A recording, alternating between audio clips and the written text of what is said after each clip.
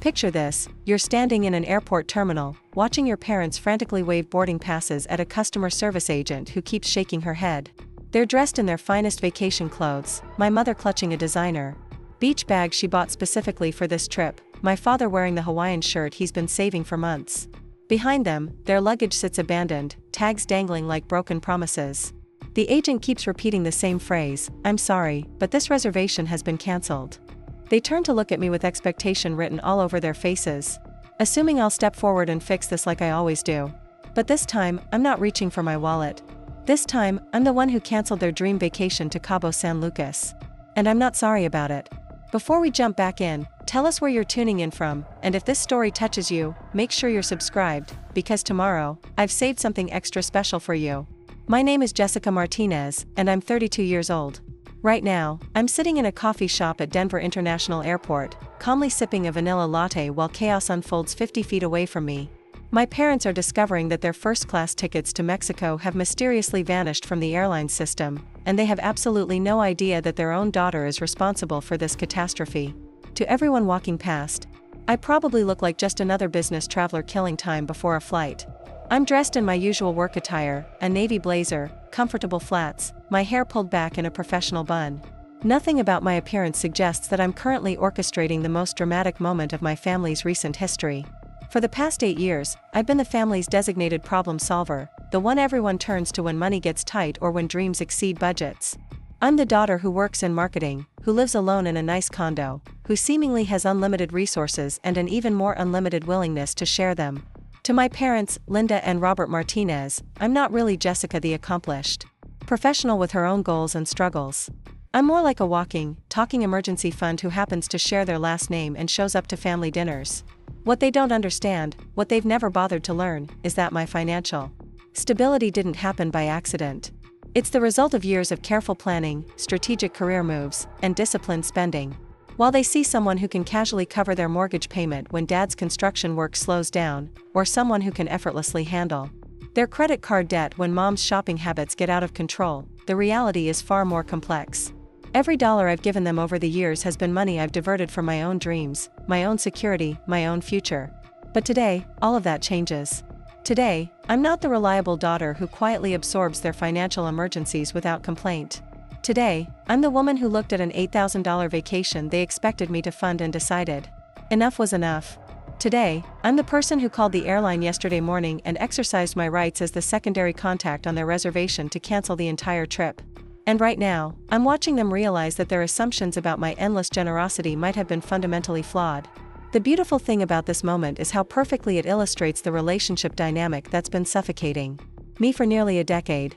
They're over there, gesticulating wildly at an airline employee who has no power to solve their problem, because they never actually planned to pay for this vacation themselves.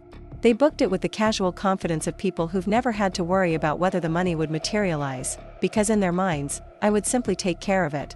The fact that I might have my own financial boundaries, my own priorities, my own right to say no, these possibilities never entered their calculations. From where I'm sitting, I can see my mother's face cycling through emotions. First confusion, then irritation, then the dawning panic of someone who's just realized they might actually be responsible for their own decisions. My father is doing that thing he always does when he's frustrated, running his hand through his gray hair and speaking in rapid Spanish to anyone who will listen. They look like children who've just discovered that the rules of the game have changed without warning. The irony isn't lost on me that I'm the one who drove them to the airport this morning. I helped them load their suitcases into my car, listened to them chatter excitedly about snorkeling excursions and beachfront dinners. Even wished them a safe trip as I watched them head toward security. They had no idea that I'd already set their downfall in motion. They couldn't have imagined that their dependable, predictable daughter had developed a backbone sometime between yesterday afternoon and this morning. What makes this situation even more satisfying is how completely blindsided they are. In their version of reality, family money flows in only one direction, from me to them. They've become so accustomed to my financial support that they stopped seeing it as a favor and started treating it as an entitlement. This vacation to Cabo wasn't something they hoped I might help with, it was something they assumed I would handle. They'd already told their neighbors about it, already made plans with friends, already mentally spent the $8,000 they didn't have because they knew their daughter would come through like she always does. Except this time, I didn't. This time, I decided that 32 years old is too old to be treated like a trust fund instead of a human being. This time, I decided that my hard-earned money deserves the same respect that anyone else's money would receive. This time, I decided that being generous doesn't mean being a doormat, and that loving your family doesn't require financing their every whim. The woman sitting in this coffee shop today isn't the same woman who's been quietly subsidizing her parents' lifestyle for the better part of a decade. She's someone who's finally learned the difference between helping family and enabling irresponsibility. She's someone who's discovered that the word no doesn't make you a bad daughter, it makes you a person with boundaries. She's someone who's realized that respect isn't something you can buy, even with $8,000 and a first-class ticket to paradise. As I watch my parents' vacation dreams crumble in real time, I'm not feeling the guilt I expected. I'm not experiencing the crushing remorse that should come with disappointing the people who raised me. Instead, I'm feeling something I haven't experienced in years, the profound relief of someone who's finally stopped pretending that being taken advantage of is the same thing as being loved. This moment, as difficult as it is, represents the first time in 8 years that my parents are going to have to face the consequences of their financial decisions without me swooping in to save them. And honestly, it's long overdue. The story of how we got to this airport, to this moment, to this dramatic reversal of family dynamics, starts with understanding who I really am versus who my family thinks I am. It starts with recognizing the difference between being successful and being perceived as an endless resource. It starts with the gradual realization that somewhere along the way, I stopped being their daughter and became their personal ATM. But today, that all changes. Today, Jessica Martinez isn't just a name on a bank account. Today, she's a woman who's decided that her money, her time, and her generosity all come with limits. Today, she's someone who's chosen to prioritize her own financial future over her parents' vacation fantasies. And as I sit here, watching them frantically try to solve a problem that I created, I can't help but think that this might be the most important gift I've ever given them, the opportunity to learn that their daughter is a person, not a bank account. The chance to discover that respect is earned, not purchased. The realization that family love shouldn't come with an $8,000 price tag. This is the story of how I went from being the family's financial safety net to being the person who cut the cord. This is the story of how I learned that sometimes the most loving thing you can do is refuse to enable someone's irresponsibility. This is the story of how I discovered that setting boundaries isn't cruel, it's necessary. And it all started with a phone call to an airline and the simple but revolutionary decision to stop paying for other people's dreams while sacrificing my own. Growing up in the Martinez household meant understanding your role without anyone ever explicitly explaining it to you. The family structure was as clear and unchanging as the Colorado mountains that framed our suburban Denver home. At the top sat my mother, Linda Martinez, a woman who possessed an almost supernatural ability to make her wants sound like everyone else's obligations. She was the family's unofficial CEO, the one who decided what we needed, when we needed it, and most importantly, who would be responsible for making it happen. Linda had perfected the art of managing people through gentle manipulation disguised as motherly concern. She never demanded things outright, that would have been too obvious, too easy to refuse. Instead, she planted seeds of guilt and expectation. That grew into full-blown financial commitments before you even realized what was happening. A casual comment about how nice the Henderson family's new patio looked would somehow transform into a detailed renovation plan that she'd already priced out and scheduled, with the assumption that funding would materialize from somewhere. That somewhere, more often than not, turned out to be me. My father, Robert, served as Linda's enthusiastic second-in-command and chief enabler. Where my mother was subtle in her manipulation, Dad was obvious in his support of whatever scheme she'd hatched.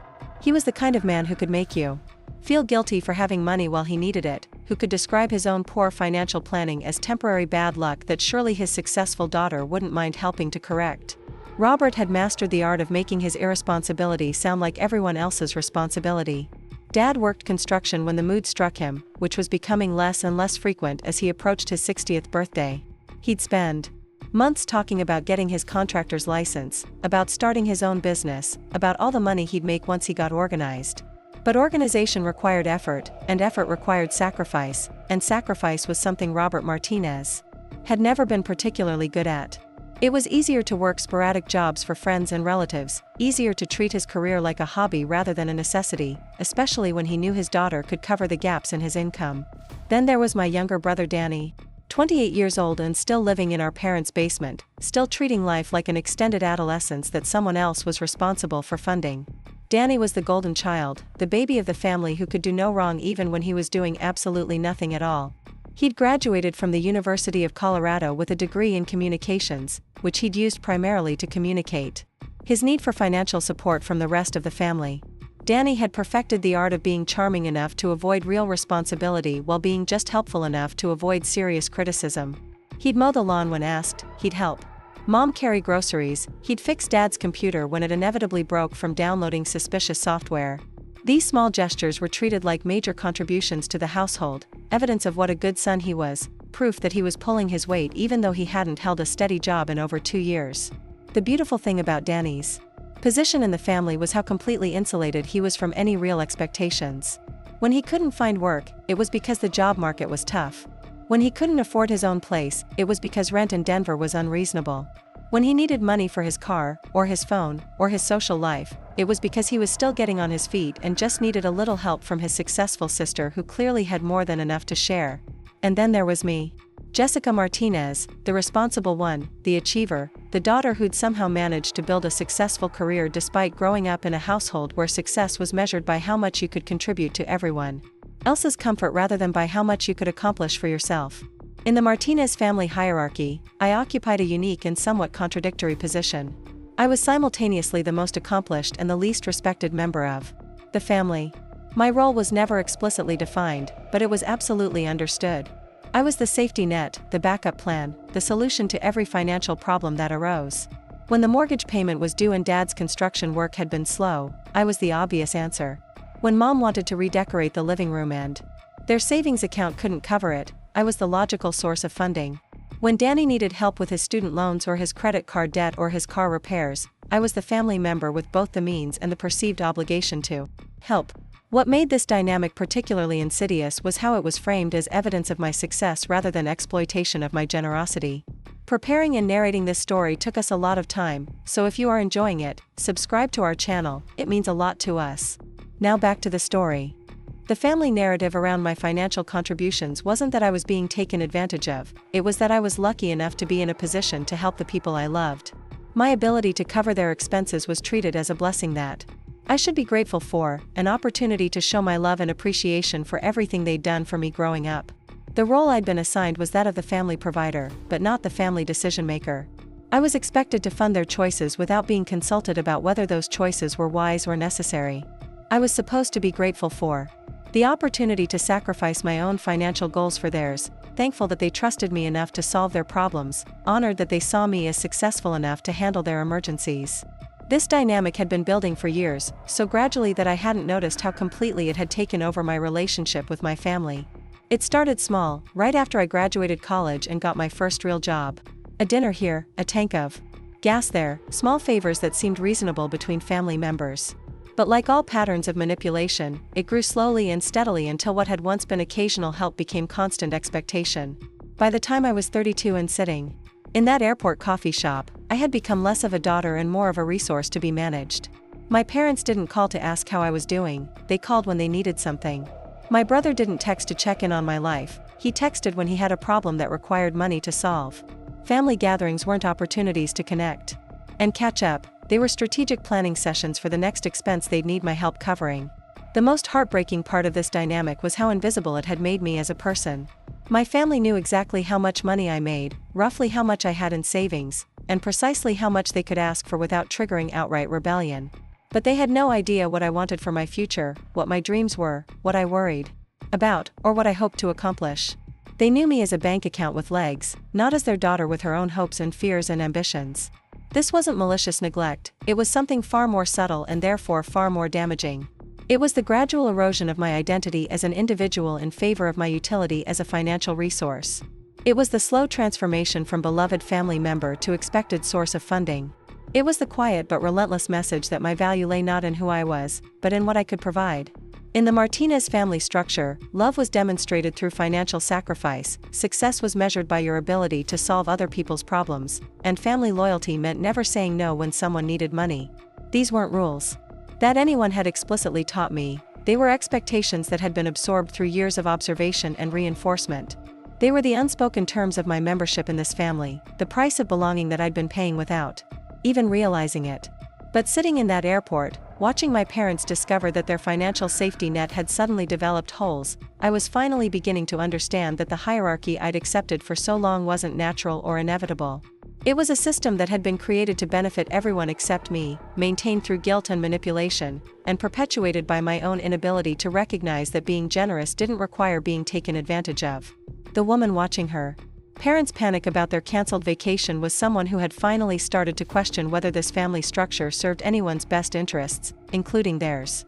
She was someone who had begun to wonder whether true love might actually require setting boundaries rather than writing checks. She was someone who was about to discover that respect isn't something you can buy, it's something you have to demand. The dismissal didn't happen all at once. It wasn't a single dramatic moment where my family suddenly stopped seeing me as a person and started treating me like a walking bank account. Instead, it was a gradual erosion that happened through 1,000 small moments, each one insignificant on its own but devastating in their cumulative effect. It was the slow transformation from daughter to donor, from family member to financial resource, from person to problem solver.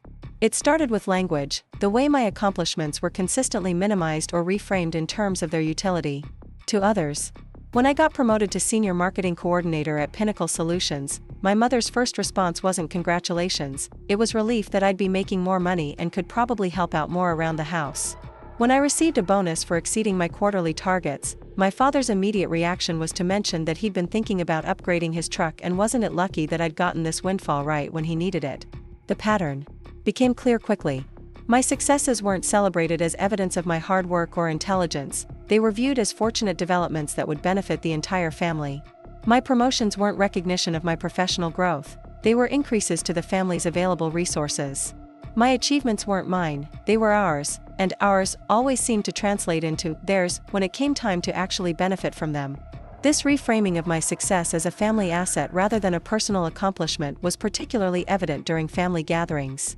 At holiday dinners or birthday parties, my career updates were received with the kind of polite attention you'd give to someone reading stock prices aloud. The moment I'd finish explaining a project I was working on or a goal I'd achieved, the conversation would immediately shift to how this might impact my ability to help with whatever financial challenge someone was currently facing. My brother Danny was particularly skilled at this kind of conversational redirection. I'd be in the middle of describing a successful campaign I'd managed or a client presentation that had gone well, and he'd interrupt with something like, "That's awesome, Jess. Hey, speaking of work, my car's making that weird noise again." Before I knew it, we'd be discussing his transportation needs and my potential role in solving them, and my professional accomplishments would be forgotten entirely. The dismissal extended beyond just minimizing my achievements to actively discouraging me from having opinions or preferences that might interfere with their financial expectations. When I'd suggest that maybe they should consider budgeting before making large purchases, I'd be told that I didn't understand their situation. When I'd express concern about their spending habits, I'd be reminded that money wasn't everything, and that I was being materialistic. When I'd try to discuss my own financial goals or plans, I'd be accused of being selfish for thinking about myself when family members were struggling. This was particularly painful because it turned my responsibility and financial discipline into character flaws. The same qualities that had enabled me to build a stable career and accumulate savings, planning ahead, living below my means, saving for the future, were reframed as evidence that I was too focused on money, too uptight about finances, too rigid in my thinking. The very habits that had made me financially capable of helping them were criticized whenever I tried to apply those same principles to their situations. The pattern of dismissal also manifested in how my time and availability were treated. Family gatherings were often scheduled without consulting me, with the assumption that I'd rearrange my schedule to accommodate whatever they'd planned. When I'd explain that I had work commitments or personal plans, I'd be told that I worked too much, that I needed to have better priorities, that family should come first. The idea that my time had value, that my schedule mattered, that my own life might take precedence over their convenience seemed completely foreign to them. This casual disregard for my autonomy extended to financial decisions that affected me directly.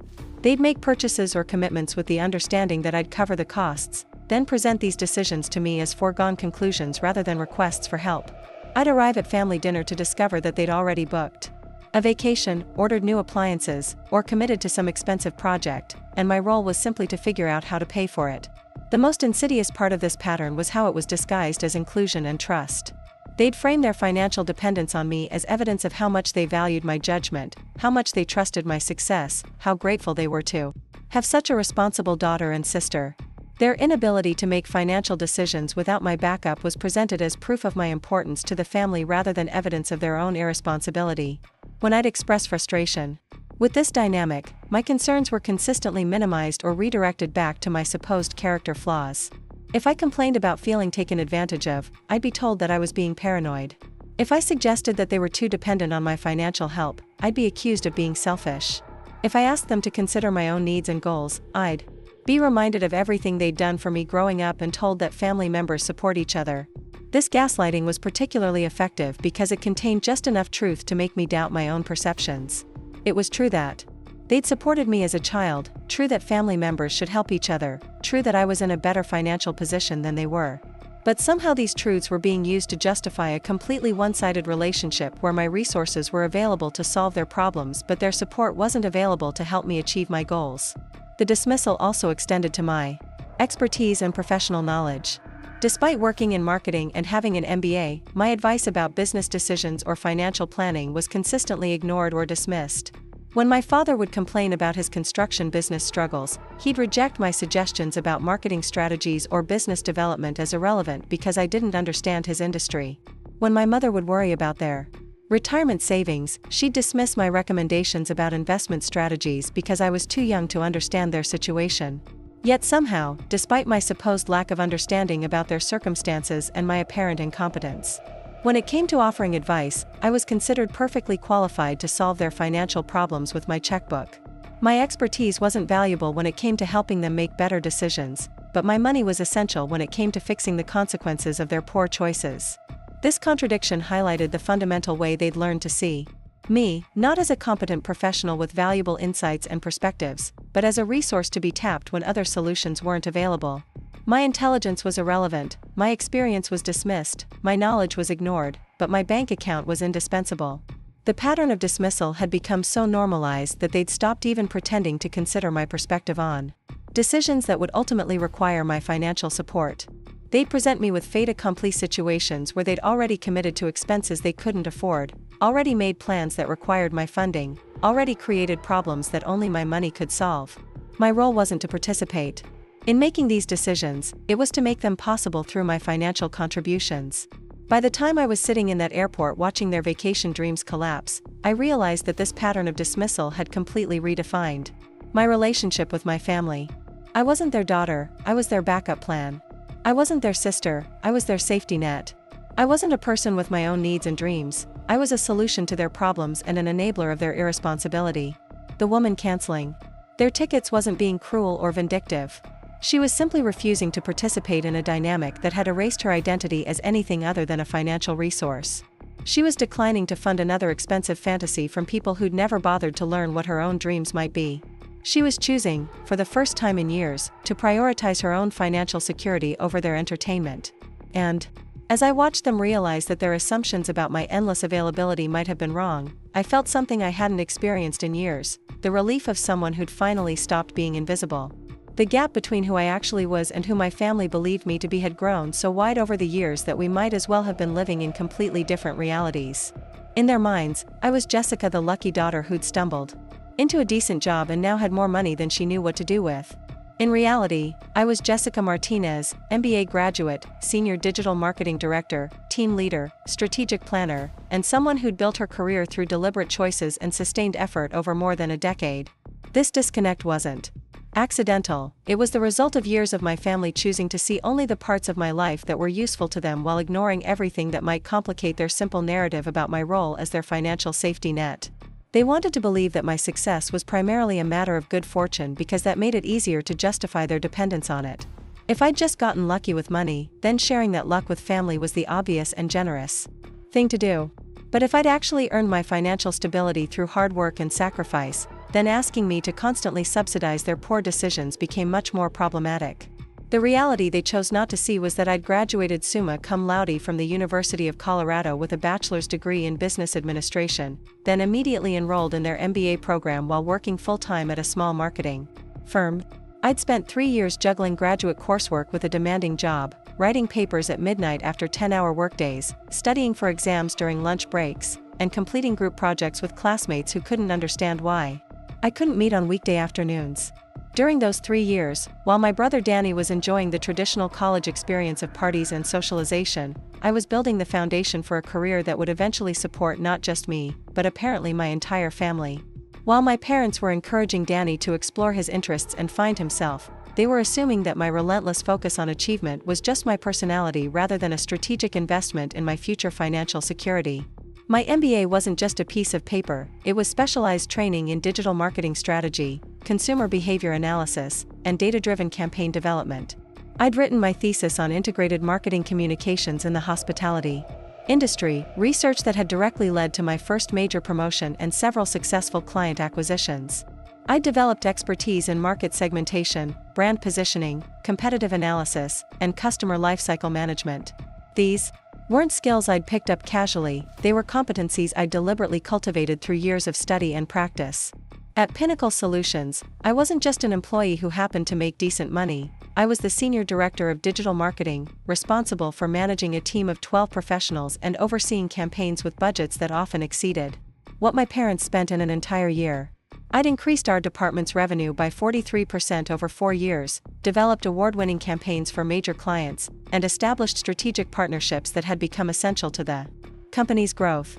My typical workday involved analyzing complex market data, developing multi-platform advertising strategies, managing client relationships worth millions of dollars, and making decisions that directly impacted the company's bottom line.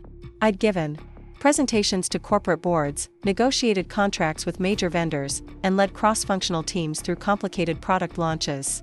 The level of responsibility I carried at work would have shocked my family if they'd ever bothered to ask about it.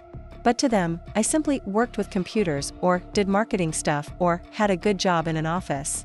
When they describe my career to friends or relatives, it was always in the vaguest possible terms, as if the specifics were either too complicated for them to understand or too irrelevant to be worth explaining. They'd reduced 8 years of professional development and achievement to "Jessica makes good money," as if that was the only aspect of my career that mattered. This willful ignorance about my professional life extended to complete dismissal of my expertise when it came to topics directly related to my work. When my father would complain about his construction business struggling to find clients, he'd ignore my suggestions about digital marketing strategies or online advertising approaches. When my mother would worry about their retirement planning, she'd dismiss my recommendations about investment diversification or financial planning resources. Despite having extensive training in exactly the kinds of strategic thinking that could have helped them, my advice was consistently treated as irrelevant or naive. The irony was particularly sharp because many of the financial problems they expected me to solve with my checkbook could have been prevented or minimized if they'd been willing to listen to my professional advice. My father's construction business could have benefited enormously from the kind of digital marketing strategies I implemented for clients every day. My mother's concerns about their financial future could have been addressed through the same systematic planning approaches I used to manage complex marketing budgets. But accepting my expertise would have required acknowledging that I was a competent professional with valuable knowledge and insights, not just a fortunate daughter with extra money. It would have meant treating me as someone whose opinions mattered, whose experience was relevant, whose professional success was the result of skill rather than luck. And that acknowledgement would have complicated their simple narrative about my role in the family. The competence they couldn't see extended far beyond my professional expertise to include the personal financial management skills that had made their dependence on me possible in the first place. While they viewed my ability to help them financially as evidence of my good fortune, the reality was that my financial stability was the result of deliberate choices and consistent discipline that they'd never bothered to understand or appreciate.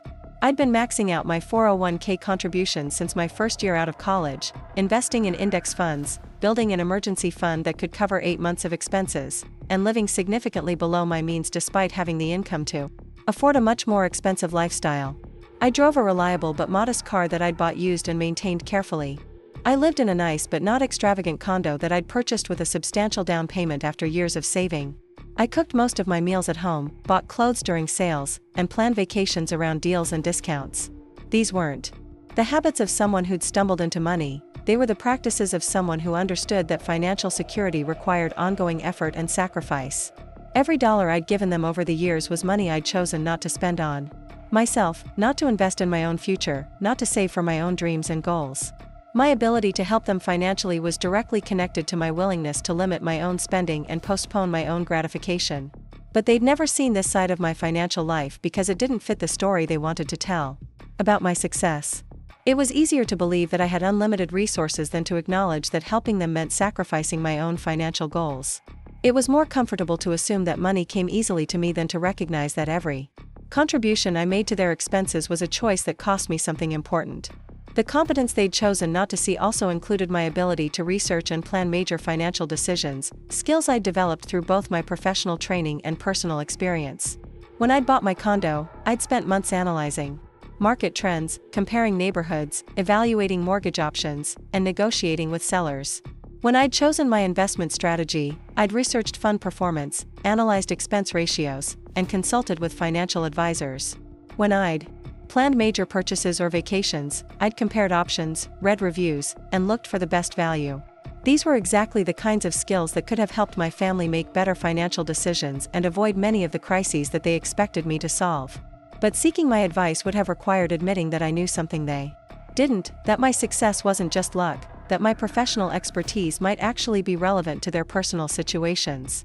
The woman sitting in that airport coffee shop was someone who'd finally realized that her family's refusal to see her competence wasn't accidental, it was strategic. Acknowledging her skills and expertise would have complicated their ability to treat her as a simple solution to complex problems. Recognizing her professional achievements would have made it harder to justify their constant financial dependence on her. They needed her to be lucky rather than capable, fortunate rather than skilled, rich rather than disciplined. Because if she was actually competent, if her success was earned rather than accidental, then their failure to achieve similar success might be a reflection of their own choices rather than their circumstances. And that possibility was apparently too uncomfortable for them to consider. So they'd chosen to see only what they needed to see, a daughter with money who could solve their problems. Everything else about who she was, what she'd accomplished, and what she might want for her own future was irrelevant to their purposes and therefore invisible to their perception. But today, as they discovered that their perception of her might have been fundamentally flawed, she was finally ready to show them exactly how competent she'd become. For years, I tried everything I could think of to make my family see me as something more than their personal emergency fund. I invited them into my professional world, shared my achievements, attempted to demonstrate my expertise, and sought their recognition in countless small and large ways.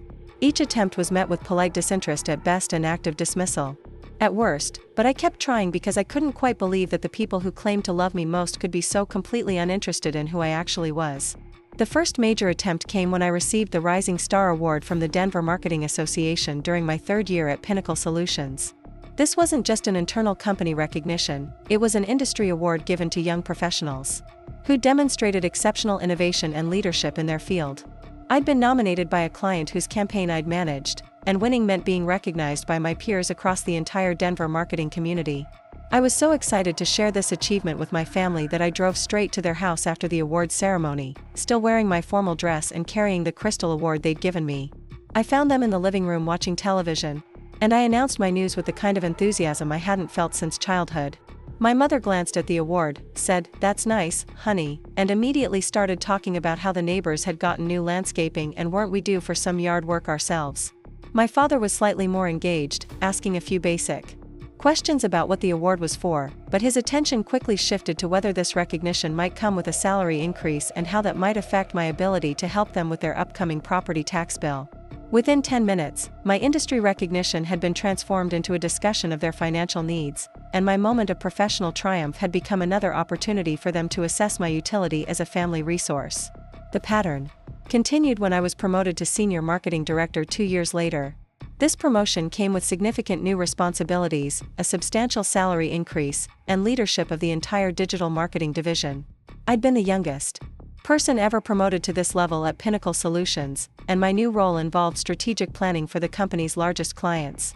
I was genuinely proud of what I'd accomplished and excited about the opportunities this position would create for my career. When I told my family about the promotion, their response was immediate and predictable. Danny's first comment was about how I'd probably be able to afford a bigger place now and maybe help him get set up in his own apartment. My mother wanted to know if this meant I'd be working longer hours and therefore less available for family obligations.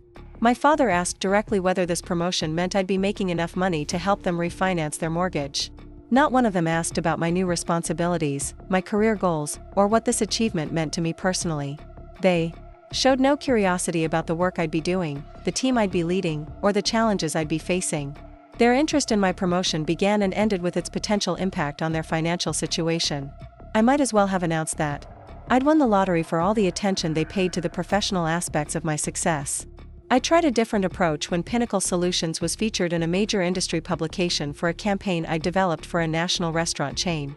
The article included a photo of me and several quotes about our strategic approach to multi-platform marketing.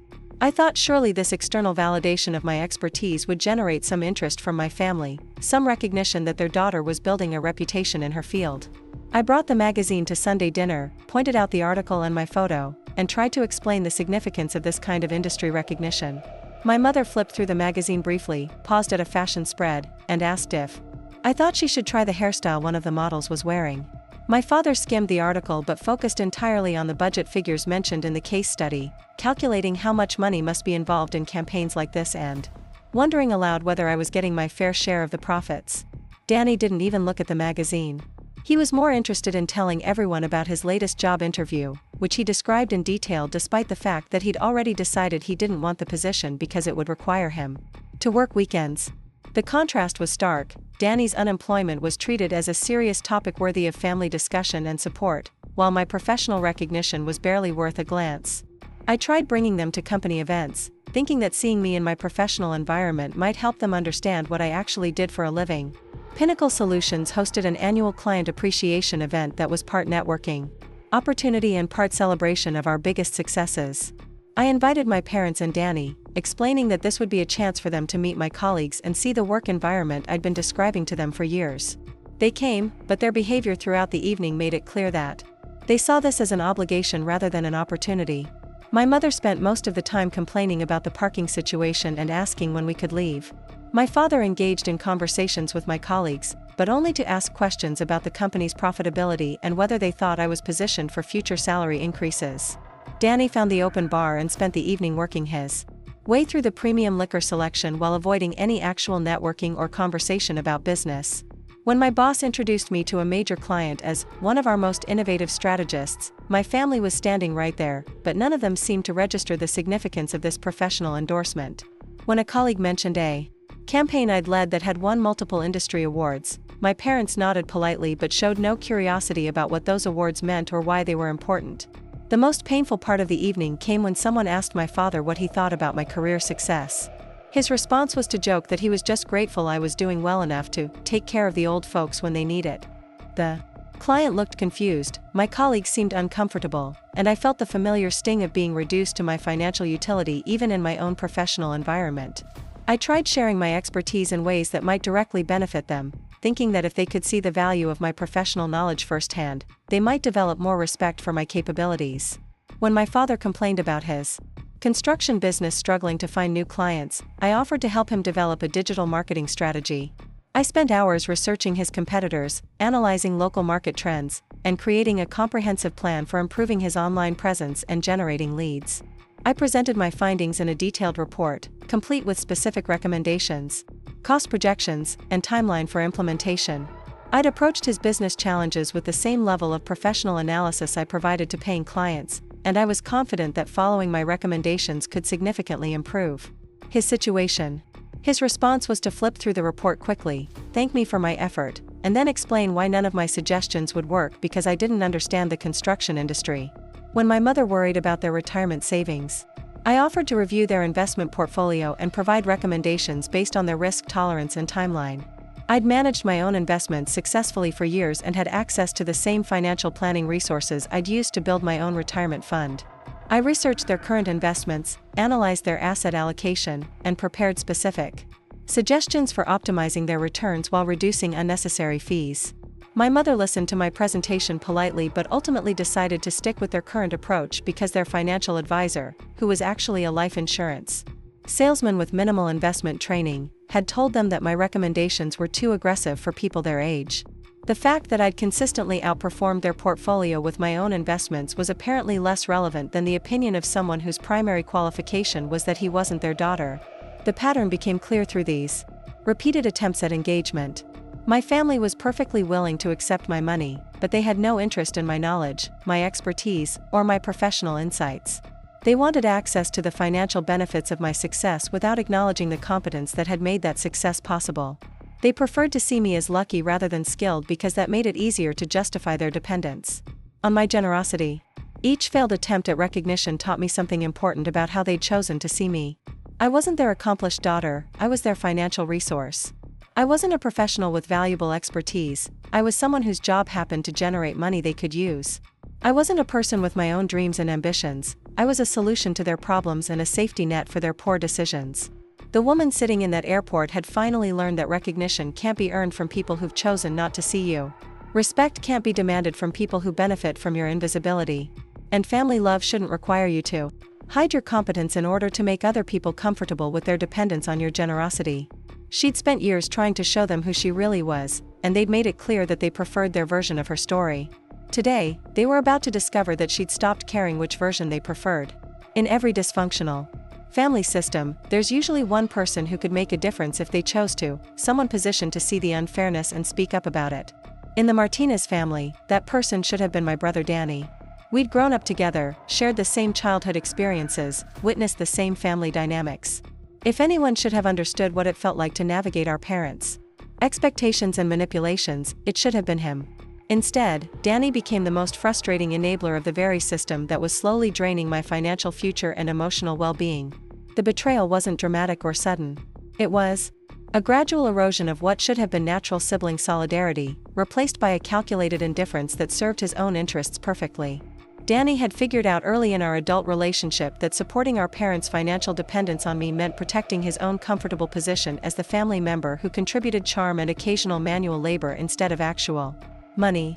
Every time I absorbed another one of their financial emergencies, I was also protecting Danny from having to step up and take real responsibility for his own life or theirs. The pattern became clear during family discussions about money, which happened with increasing frequency as my parents' expenses grew and their income remained stagnant. Whenever I'd express frustration about being expected to cover another unexpected cost, Danny would respond with variations of the same dismissive themes. "You make more than any of us, Jess, what's the big deal?" Or "Money isn't everything, don't be so materialistic," or "Family helps family, that's what we do." These responses were perfectly crafted to make me feel guilty for even questioning the financial dynamic that had developed. What made Danny's betrayal particularly painful was how he'd weaponize our shared history to justify the present inequality. He'd remind me of times when our parents had supported me through college, conveniently forgetting that they'd provided the same support for his education. He'd point out that I'd always been the responsible one, as if my responsibility was a character trait that obligated me to solve everyone else's problems rather than a choice I'd made to build a stable life. He'd describe my financial success as if it had happened to me rather than being something I'd worked to achieve, making it sound like I'd won the lottery and was being selfish by not sharing my good fortune. The most insidious part of Danny's approach was how he'd reframe every conversation about fairness into a conversation about my character. If I pointed out that I'd covered the last 3 family emergencies while he'd contributed nothing, he'd accuse me of keeping score and being petty. If I suggested that perhaps he could help with some of the financial responsibilities, he'd remind me that not everyone measured their worth in dollars and that he contributed to the family in other ways. If I expressed frustration about the one-sided nature of our family's financial arrangements, he'd tell me I was being negative and focusing too much on money instead of relationships. This gaslighting was particularly effective because Danny had perfected the art of appearing reasonable while being completely unreasonable. He'd listen to my concerns with what seemed like genuine sympathy, nod thoughtfully, and then offer responses that sounded supportive but actually reinforced the very dynamic I was complaining about. "I hear you, Jess, and I know it's frustrating, but you know Mom and Dad are doing the best they can," or "I understand you're stressed about money, but family is more important than finances," or "You're right that it seems unfair, but you're also in the best position to help, so doesn't that make it kind of your responsibility?" Danny had also mastered the art of strategic unavailability whenever financial crises arose. When our parents needed help with their mortgage payment, Danny would suddenly be dealing with job interview stress that made it impossible for him to focus on anything else. When their car needed expensive repairs, Danny would conveniently be between employment opportunities and therefore unable to contribute. When they wanted to take a vacation they couldn't afford, Danny would be in the middle of an emotional crisis about his career direction that required all of his mental energy. This pattern of convenient helplessness meant that by the time our parents approached me about their latest financial need, Danny had already been eliminated as a potential contributor through circumstances that were somehow always beyond his control. I'd be presented with situations where I was the only possible solution, not because I was actually the only family member with resources, but because Danny had carefully positioned himself as unavailable whenever real sacrifice might be required. The betrayal extended beyond just refusing to help financially to actively undermining my attempts to establish boundaries or encourage our parents toward more responsible financial behavior. When I'd suggest that maybe they should create a budget before making major purchases, Danny would counter that they were adults who didn't need their daughter micromanaging their finances.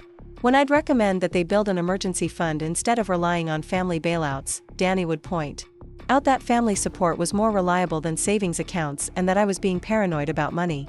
These interventions served a double purpose for Danny. They made him look like the understanding, non-judgmental son who respected our parents' autonomy, while simultaneously ensuring that the financial safety net I provided would remain available for his own future needs.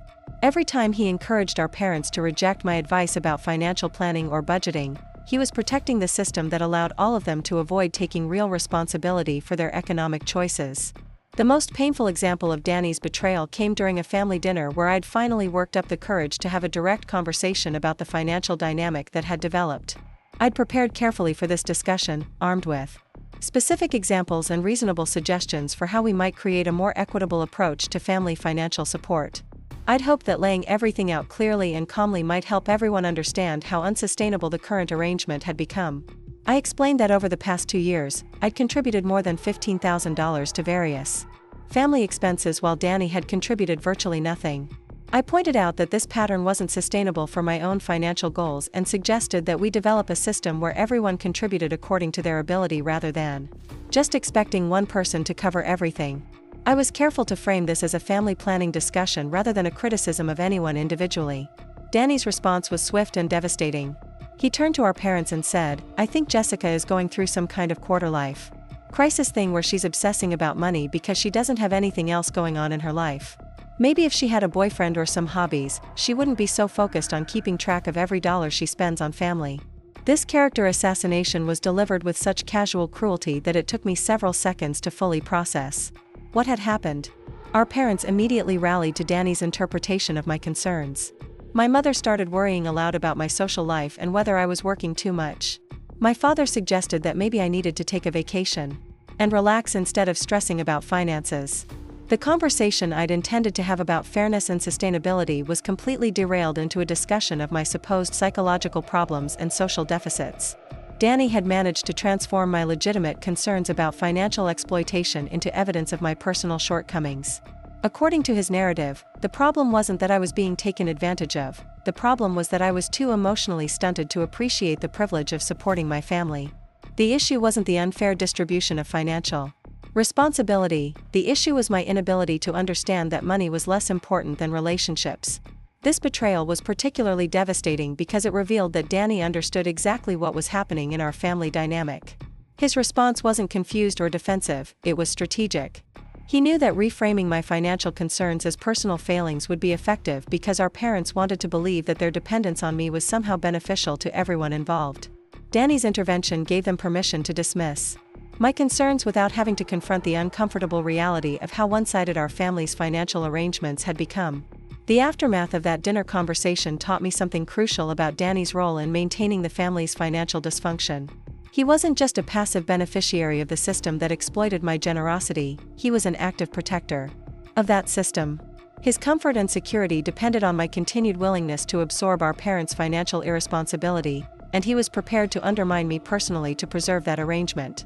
From that point forward, I understood that any attempt to change the family's financial dynamic would be met with resistance not just from my parents, but from Danny as well. He had too much invested in the current system to support any changes that might require him to take actual responsibility for his own life or contribute meaningfully to our parents' support. His betrayal wasn't an accident or a misunderstanding, it was a calculated choice to protect his own interests at the expense of mine. The woman sitting in that airport coffee shop had learned that sometimes the people who should be your allies are actually your biggest obstacles to change. She'd discovered that family loyalty can be a weapon used against the person who's actually demonstrating it through sacrifice and generosity. She'd realized that some people will defend dysfunction if that dysfunction serves their needs, even when it's destroying someone they claim to love. Danny's betrayal had taught me that I couldn't expect support from within the family system for any changes I might want to make. If I was going to establish boundaries or demand more equitable treatment, I'd have to do it alone, without allies, and despite active resistance from people who benefited from keeping things exactly as they were. That lesson would prove invaluable. When the time came to take action, The call came on a Tuesday evening in late March while I was working late at the office, preparing for a crucial client presentation that could determine whether Pinnacle Solutions would retain one of our largest accounts. I'd been at my desk since 7 that morning, analyzing market data, refining strategy recommendations, and rehearsing talking points for what was essentially a make-or-break meeting with executives who'd been questioning our agency's value proposition for months. When my phone rang and I saw my mother's number, my first instinct was to let it go to voicemail. I was deep in concentration, surrounded by spreadsheets and presentation slides, mentally rehearsing the opening remarks that needed to perfectly balance confidence with humility. But Linda Martinez had a way of making her calls feel urgent even when they weren't, and the guilt of ignoring family while focusing on work was a conditioning that ran deeper than my professional priorities. "Jessica, honey, I have the most incredible news." My mother's voice bubbled through the phone with an excitement that immediately put me on alert. In my experience, Linda's incredible news usually translated into incredible expenses that somehow became my responsibility. "You know how your father has been so stressed about work lately, and I've been worried about his blood pressure, and we've both been saying we need to do something to relax and reconnect?" I made noncommittal sounds while trying to keep track of the data analysis I'd been working on, my attention split between her escalating enthusiasm and the deadline pressure that was making my shoulders tense. Well, Robert's coworker Miguel told him about this absolutely amazing last-minute deal to Cabo San Lucas. It's one of those luxury resorts where everything is included: the food, the drinks, the activities, even spa treatments. Miguel and his wife went last year and said it was the most rejuvenating experience they'd ever had. The warning bells in my head were getting louder, but I was still hoping this was just excited chatter about a hypothetical vacation, the kind of wishful thinking that my parents indulged in regularly without expecting it to become reality. "That sounds lovely, Mom. Maybe you and Dad could start saving up for something like that next year." I was already calculating how to wrap up this conversation quickly so I could get back to the presentation that was consuming all of my mental energy. "Oh, but that's the amazing part, honey. This isn't something we'd have to save up for." Miguel's travel agent called him because they had a cancellation for next week. Apparently some family had a medical emergency and had to cancel their reservation. The resort is offering the exact same package at almost 40% off the regular price because they need to fill the room immediately. It's a 7-day, 6-night stay in an oceanfront suite with unlimited everything, and it's only $8,000 for both of us. The phrase, "only $8,000, hung in the air between us like a bomb that hadn't quite exploded yet. I stopped pretending to work on my presentation and gave the phone call my full attention, though I already knew where this conversation was heading. "Mom, $8,000 isn't exactly pocket change. That's a significant amount of money for anyone, especially for you and Dad right now." "Well, of course it's a lot of money, sweetie, but that's what makes this such an incredible opportunity. Do you know what the same package would cost during regular season?" Miguel said they paid almost $15,000 for the exact same suite when they went. "We're essentially saving $7,000 by booking this last-minute deal. It would be financially irresponsible not to take advantage of this kind of savings." The twisted logic was so perfectly Linda Martinez that I almost had to admire the craftsmanship. Spending $8,000 they didn't have was being reframed as a smart financial decision because it would have cost even more under different circumstances. The fact that they couldn't afford $8,000 or $15,000 was apparently irrelevant to the mathematical equation she'd constructed. "Mom, you know that you can't afford an $8,000 vacation right now. Dad's work has been inconsistent all winter, and you just told me last month that you were worried about the property tax bill coming due. How exactly are you planning to pay for this resort stay?" I was trying to keep my voice calm and reasonable, though I could feel my stress level rising as my presentation deadline loomed and this conversation demanded more attention. "Well, that's what I wanted to talk to you about, honey. We know we can't just put $8,000 on a credit card. That would be irresponsible with the interest rates these days. But Miguel's travel agent needs confirmation tonight because the resort wants to finalize the booking first thing tomorrow morning. We were hoping you could help us secure the reservation, and then we'll figure out a way to pay you back over time." There it was. The request I'd been dreading since the moment she'd started describing this incredible opportunity.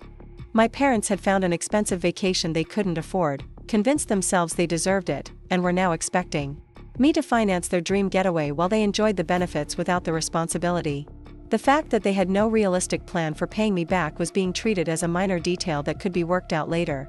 "Mom, I can't just loan you $8,000 with no clear repayment plan. That's more than most people make in a month, and it's not fair to expect me to finance a luxury vacation that you acknowledge you can't afford." I was trying to be firm but not harsh, hoping that stating the obvious might help her understand how unreasonable this request was. Jessica, I'm not asking you to give us the money. I'm asking you to help us take advantage of a once-in-a-lifetime opportunity that could really help your father's health and our relationship. We've been so stressed lately, and you know stress is terrible for people our age. This vacation isn't just entertainment, it's an investment in our physical and emotional well-being. Besides, it's not like $8,000 is a huge amount for someone in your position. The casual dismissal of my financial boundaries was breathtaking. In its audacity, $8,000 had been transformed from a lot of money to not a huge amount in the span of a single conversation, depending on whose wallet was being discussed. My success was being used to justify their assumption that my money was available for their priorities, regardless of my own financial goals or comfort level. Mom, I need to think about this. I can't make a decision about $8,000 during a phone call while I'm at work. Can you give me some time to consider whether this is something I can help with? I was buying time, hoping that a night to think might help me find a way to say no that wouldn't result in days of guilt trips and family drama. Oh honey, I wish we had time for you to think about it, but Miguel's travel agent needs confirmation tonight. The resort is only holding this deal until midnight, and if we don't confirm by then, they'll offer it to the next family on the waiting list. I already told the Hendersons that we were probably going to book it, and they're so excited for us. Your father is more enthusiastic about something than I've seen him in months. I hate to pressure you, but this really is a now or never situation. The manipulation was expertly crafted. Time pressure to prevent careful consideration. Social pressure from neighbors who'd already been told about the plan. Emotional pressure about my father's enthusiasm and well-being. The implication that saying no would mean disappointing not just my parents but also the Hendersons and destroying my father's rare moment of happiness. Every psychological button that had been installed during my childhood was being pushed simultaneously.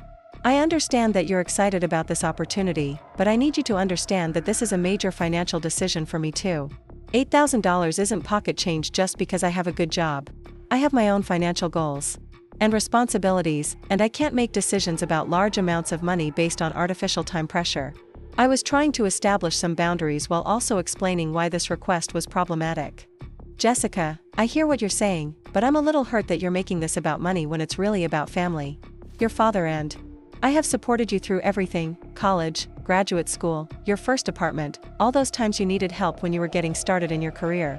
We've never asked you for anything major before, and now when we finally need help with something important, you're acting like we're trying to take advantage of you. The historical revision was stunning. My parents had provided the same educational support to Danny that they'd given me, and that support had ended more than a decade ago. Since then, the financial flow had been entirely in their direction. But somehow my college education from 2010 was being used to justify an $8,000 vacation in 2024, as if parental support more than a decade earlier created a permanent debt that could be called in at any time. Mom, I appreciate everything you and Dad did to support my education, but that doesn't create an obligation for me to fund your vacations. You supported me when I was a student because that's what parents do.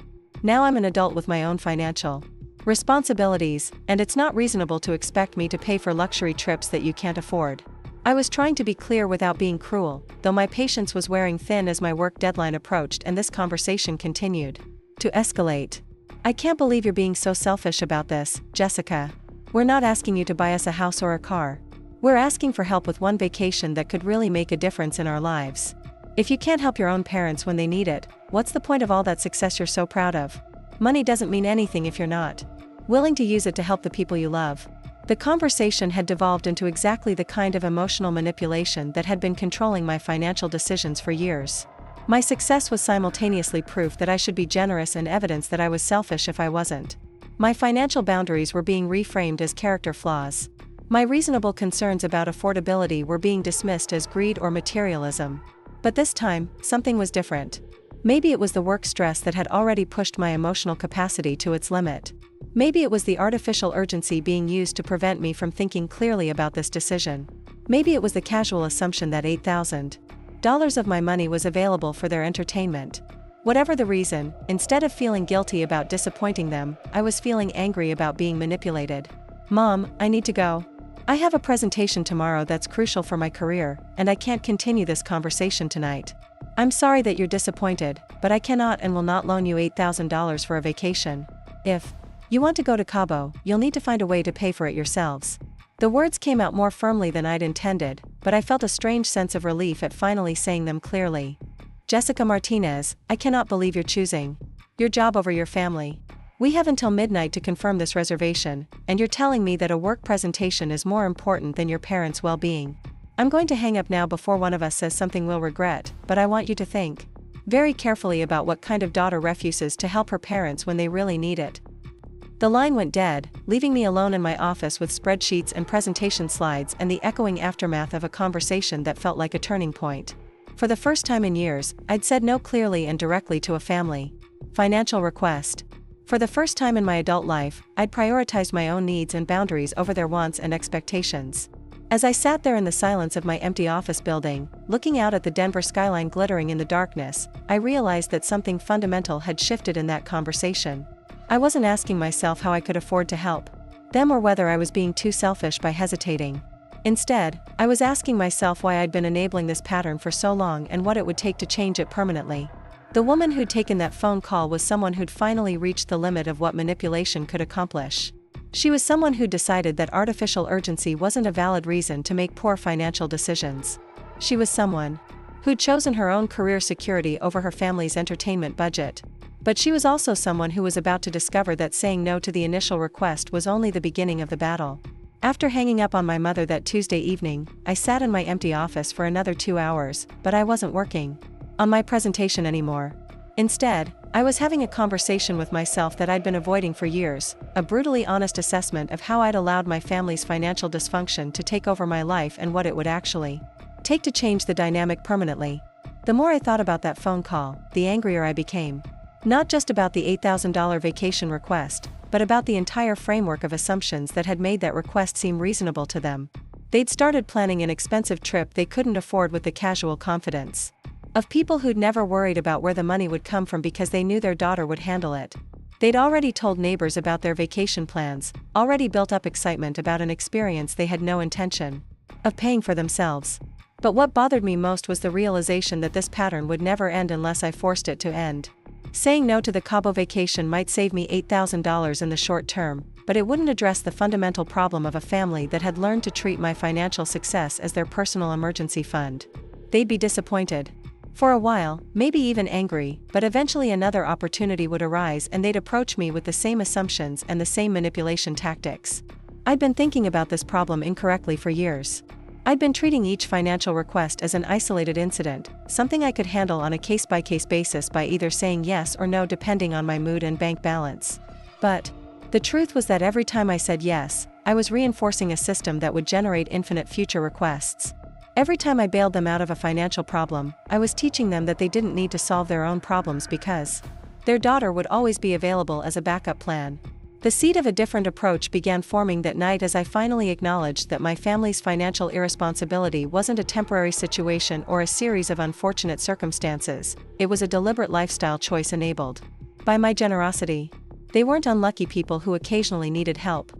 They were people who'd learned to make financial decisions without considering consequences because they knew someone else would handle the fallout. This realization was both liberating and terrifying. Liberating because it meant I wasn't responsible for solving problems I hadn't created. Terrifying because it meant that any real change would require me to stop being the safety net they'd come to depend on, which would force them to face the full consequences of their choices for the first time in years.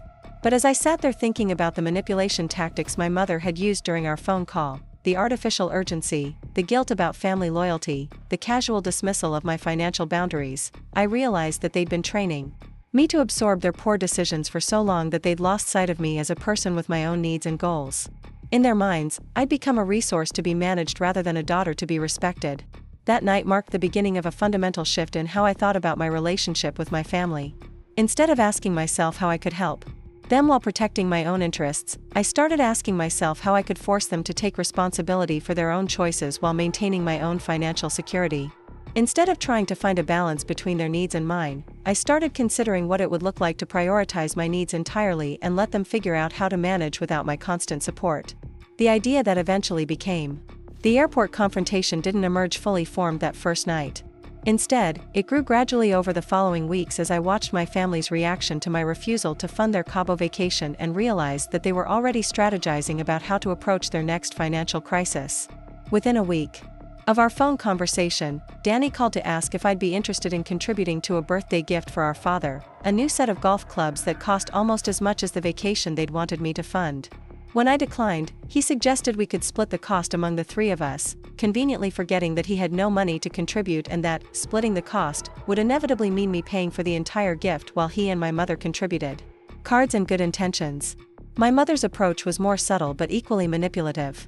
She started sending me links to articles about the health benefits of family vacations, the importance of stress relief for people over 50, and the psychological value of new experiences for maintaining cognitive function as people age.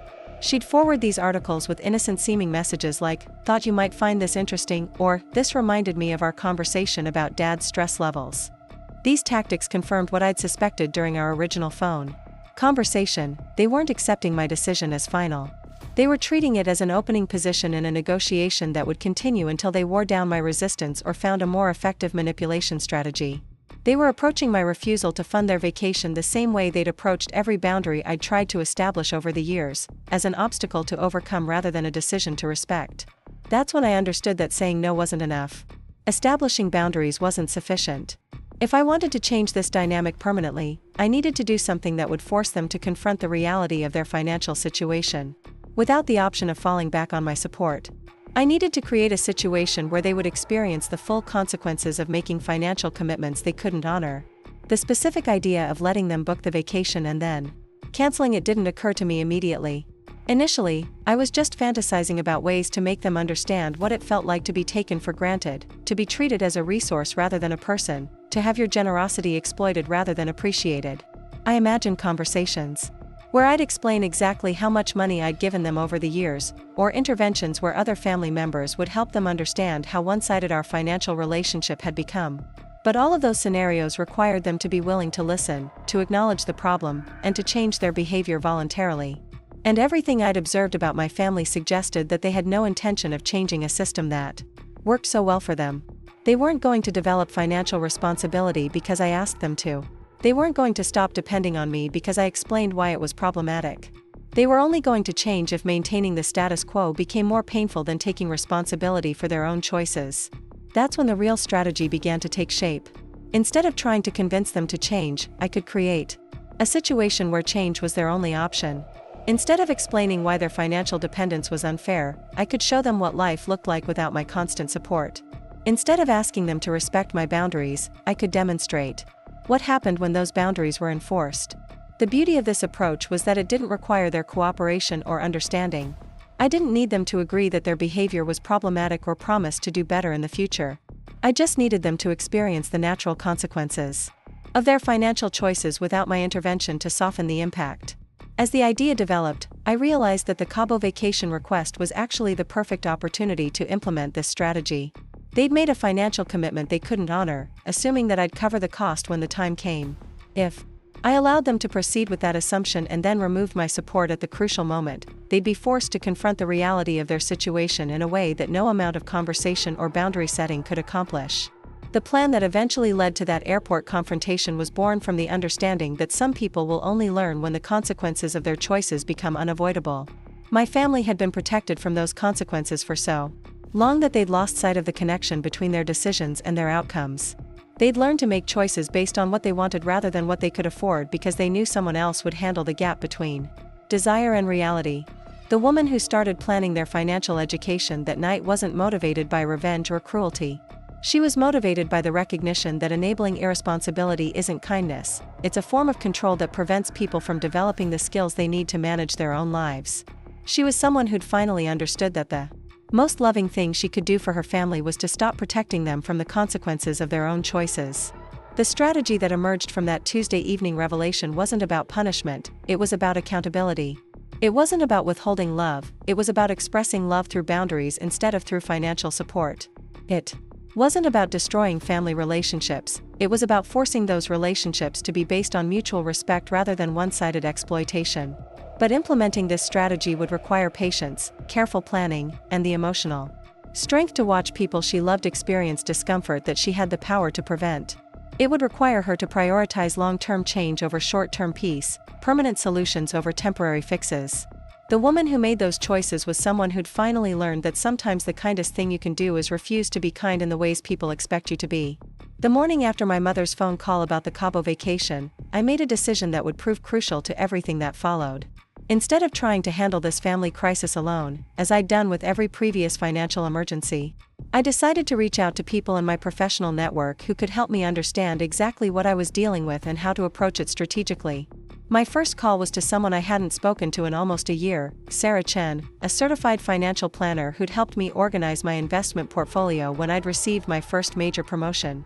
Sarah and I had developed a professional relationship that had gradually become a friendship, built on mutual respect for each other's expertise and a shared understanding of what it meant to be young women building careers in male-dominated industries.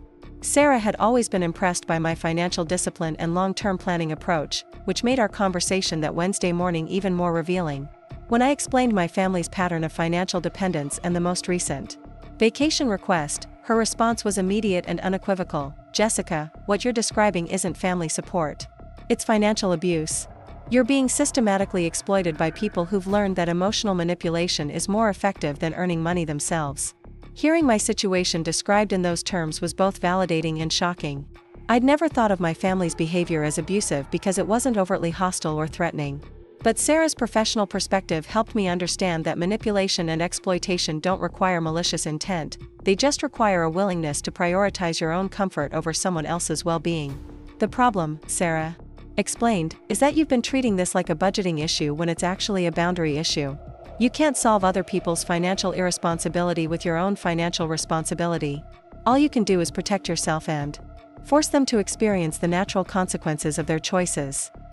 Sarah's advice was to immediately restructure my accounts to make it impossible for me to make large, spontaneous financial gifts to family members, even if I wanted to. "Set up automatic transfers that move most of your discretionary income into investment accounts that require 48 hours notice for withdrawals," she suggested. "That way, if someone pressures you to make an immediate financial decision, you'll have a built-in cooling-off period that prevents emotional manipulation from overriding your rational judgment."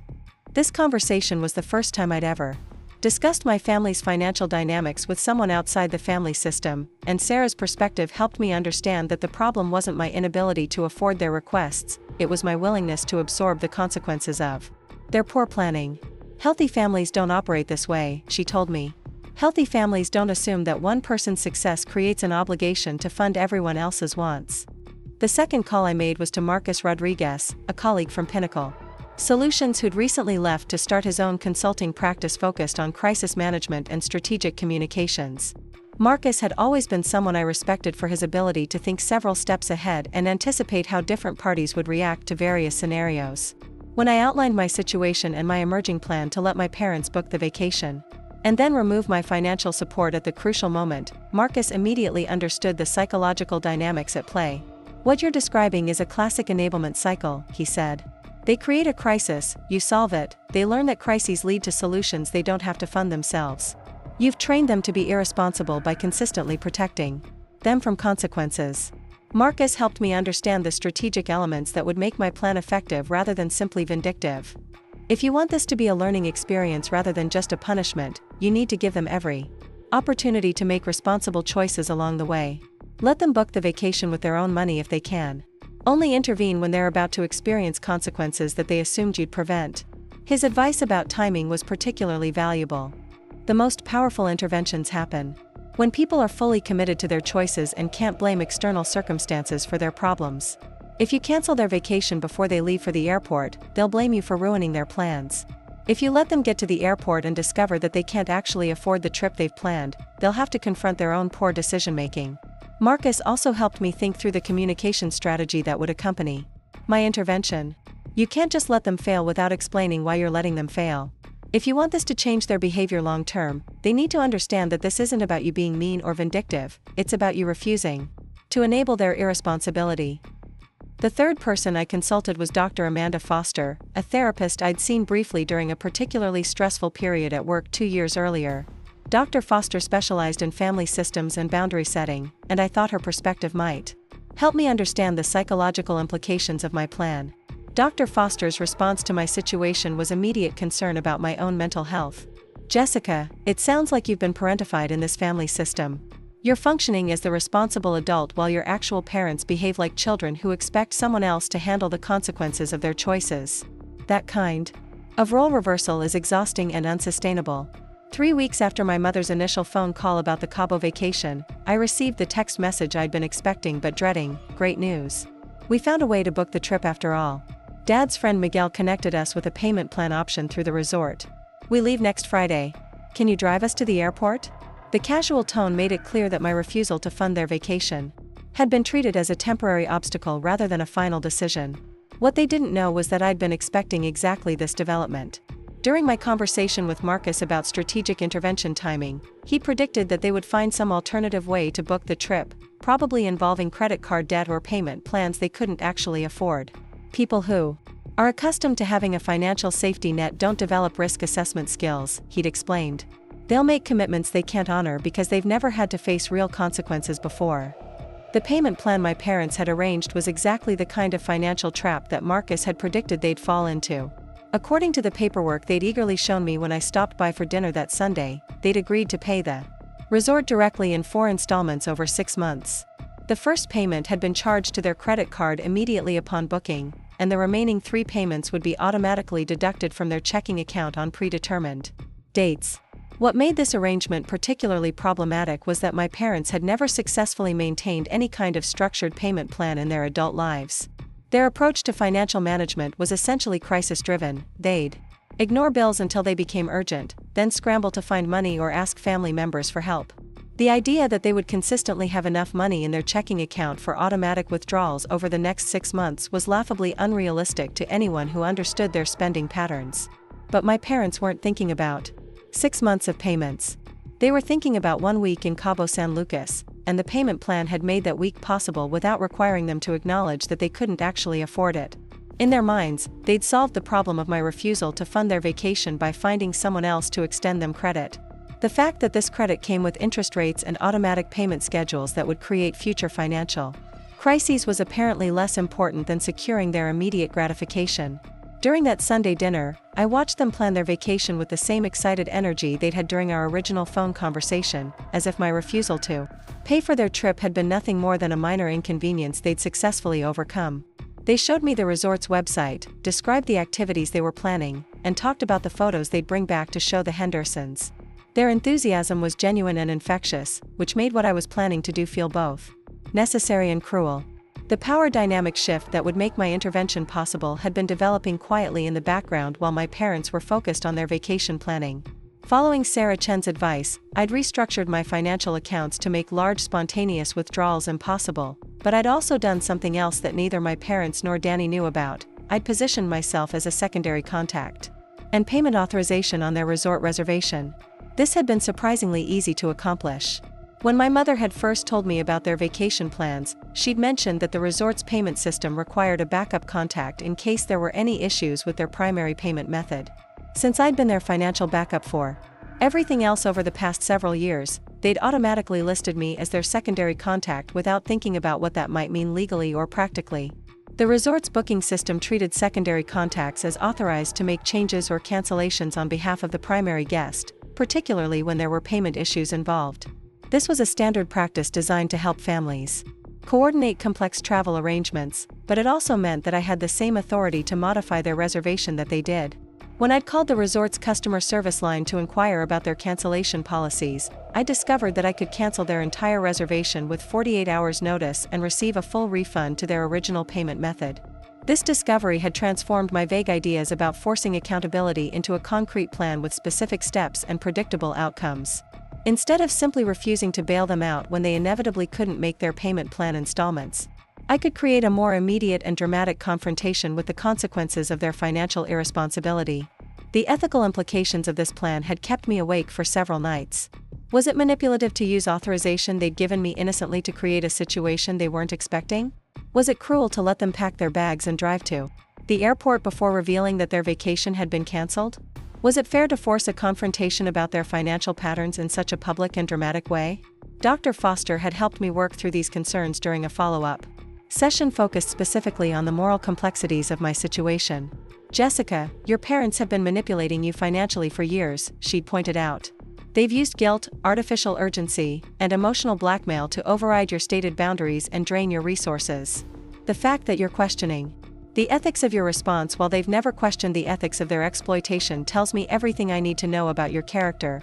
Her perspective had been that accountability often feels harsh to people who've been protected from consequences, but that doesn't make accountability wrong. Your parents need to learn that their financial decisions have real costs that someone has to pay. If you keep paying those costs for them, they'll never learn to make better decisions. Sometimes the most loving thing you can do for someone is let them experience the full weight of their choices. The week leading up to their departure had been surreal. My parents were giddy with anticipation, checking weather reports for Cabo, shopping for vacation clothes, and making increasingly elaborate plans for how they'd spend their time at the resort. Danny had driven over to help them pack and was actively encouraging their excitement, apparently having decided that their successful booking without my financial assistance proved that I'd been unnecessarily stingy about the whole situation. During my final visit to their house before their scheduled departure, I watched my father carefully fold his new Hawaiian shirts while my mother organized her medications and sunscreen into a carry-on bag that cost more than some people's monthly grocery budgets. They were so focused on their upcoming adventure that they'd completely stopped worrying about how they were going to afford the remaining payment plan installments or what would happen to their regular monthly expenses while they were spending money on resort activities. You know, Jessica, my mother had said while sorting through jewelry to pack, I think this whole situation worked out for the best. Your father and I realized that we're perfectly capable of handling our own vacation planning without putting pressure on you. We're proud of ourselves for finding a solution that works for everyone. The casual rewriting of recent history was breathtaking. In their version of events, my refusal to fund their vacation hadn't been a boundary-setting moment or a rejection of their financial dependence. It had been a valuable learning experience that had taught them to be more self-reliant. They'd transformed my no into evidence of their own resourcefulness, completely missing the point that payment plans they couldn't afford weren't actually evidence of financial independence. But their misinterpretation of the situation only strengthened my resolve to follow through with my plan. They needed to understand that real financial independence meant being able to afford your choices, not just finding creative ways to delay payment for things you wanted. They needed to learn that sustainable decisions were based on actual income and savings, not on optimistic assumptions about future financial crises somehow resolving themselves. The power I'd acquired through their payment plan arrangement and secondary contact authorization wasn't something I'd sought or manipulated, it was something they'd handed to me through their own assumptions about my role in their financial life. Even when they were trying to demonstrate their independence from my support, they'd automatically included me in their backup planning because they couldn't imagine making major financial decisions without some connection to my resources. The night before their scheduled departure, I'd called the resort and confirmed the details of their reservation, the payment schedule they'd agreed to, and the cancellation policy that would apply if their booking was terminated.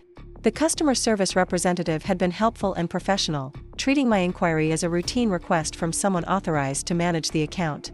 When I'd asked about the refund timeline if a cancellation became necessary, she'd explained that full refunds were processed within 3 to 5 business days to the original payment method.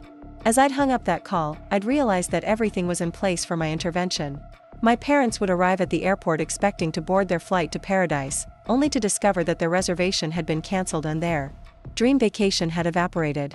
They'd experience the full shock of having their plans derailed by circumstances beyond their immediate control, much like I'd experienced years of having my financial plans disrupted by their emergencies and expectations. The difference was that their shock would be temporary and instructive, while mine had been ongoing and exploitative. Their disappointment would teach them something valuable about the connection between financial planning and financial reality. Their embarrassment would motivate them to develop better decision-making skills in the future. The woman who'd made these preparations wasn't motivated by vindictiveness or cruelty.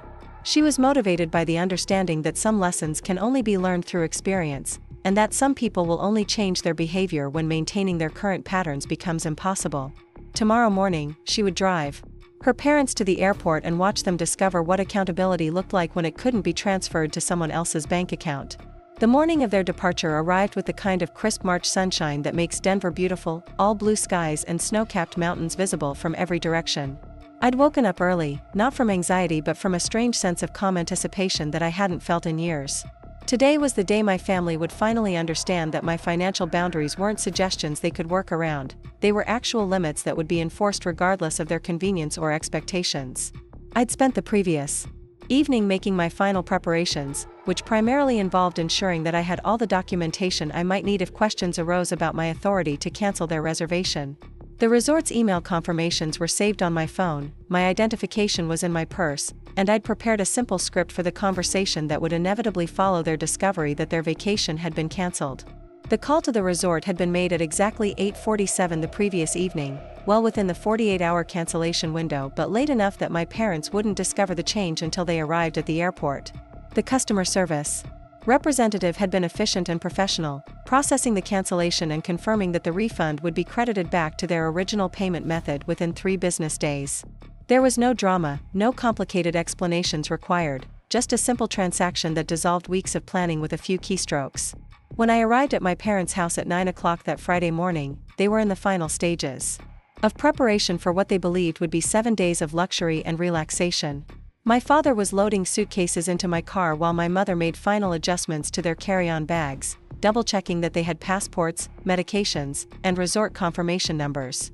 Their excitement was palpable and genuine, which made what I was about to let them experience feel both necessary and heartbreaking. "I can't believe we're really doing this," my mother said as she locked the front door and hurried toward the car. "It feels like we've been planning this trip forever, and now it's actually happening. Your father hasn't been this excited about anything in months." During the 30-minute drive to Denver International Airport, they chattered constantly about their plans for the week ahead. They'd researched restaurants at the resort, identified pool areas where they wanted to spend time, and made tentative schedules for spa appointments and excursion activities. They talked about the people they'd meet, the photos they'd take, and the stories they'd have to share when they returned home.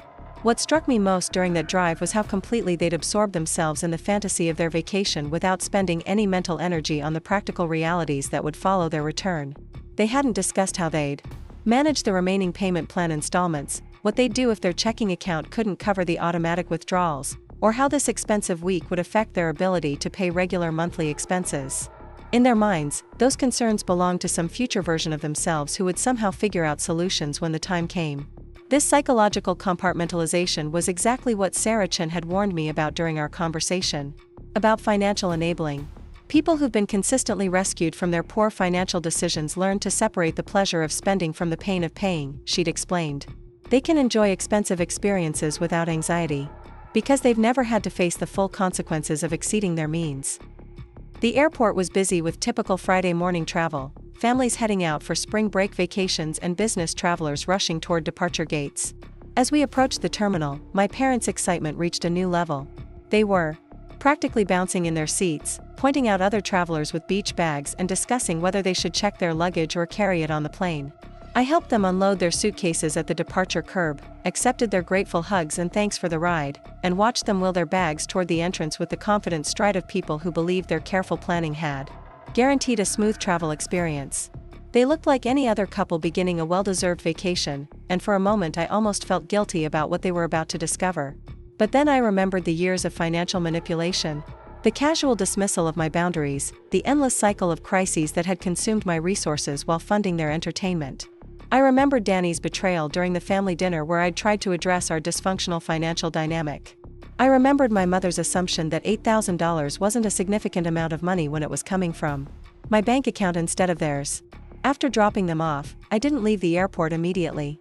Instead, I parked in the hourly garage and made my way to the terminal, partly because I wanted to be available if they needed a ride home and partly because I wanted to witness the moment when their assumptions about my financial support collided with the reality of their actual situation.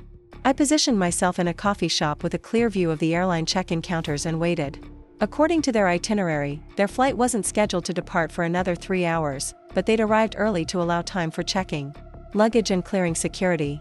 I estimated it would take them about 20 minutes to discover that their reservation had been canceled and another 10 minutes to fully process what that meant for their vacation plans. The waiting was more difficult than I'd anticipated.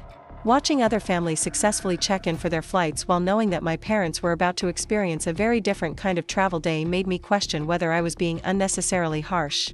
There were moments during that hour when I considered calling the resort and rebooking their reservation, absorbing the cost myself just to avoid the confrontation that was about to unfold. But every time I wavered, I reminded myself of the larger pattern that had brought us to this moment. This wasn't really about one vacation or $8,000, it was about a family dynamic that had turned me into a financial resource. rather than a respected family member. It was about my parents' inability to make realistic financial decisions because they'd never been forced to live with the consequences of their choices. It was about the necessity of accountability for people who'd learned to avoid accountability through manipulation and emotional pressure. At 10:23 a.m., I saw them approaching the customer service desk with the particular kind of urgency that indicated something had gone wrong with their travel plans. Even from a distance, I could see my father's animated gestures and my mother's increasingly frantic attempts to organize paperwork that apparently wasn't resolving their problem. The airline employee they were speaking with maintained the professionally patient expression of someone who dealt with travel complications all day long but couldn't actually solve the fundamental issue these customers were facing. After about 15 minutes at the customer service counter, I watched my parents step away from the desk and begin what appeared to be an intense private conversation. My father was running his hands through his hair in the gesture I recognized as his response to situations he couldn't control. My mother was holding her phone and seemed to be making calls, probably trying to reach the resort or the travel agent who'd arranged their payment plan. This was the moment I'd been preparing for, the point at which they would realize that their vacation wasn't just delayed or complicated, but completely impossible without a financial resource they'd assumed would be available. They'd spent weeks planning activities, shopping for clothes, and building excitement around an experience that had just evaporated because they'd never actually been able to afford it in the first place.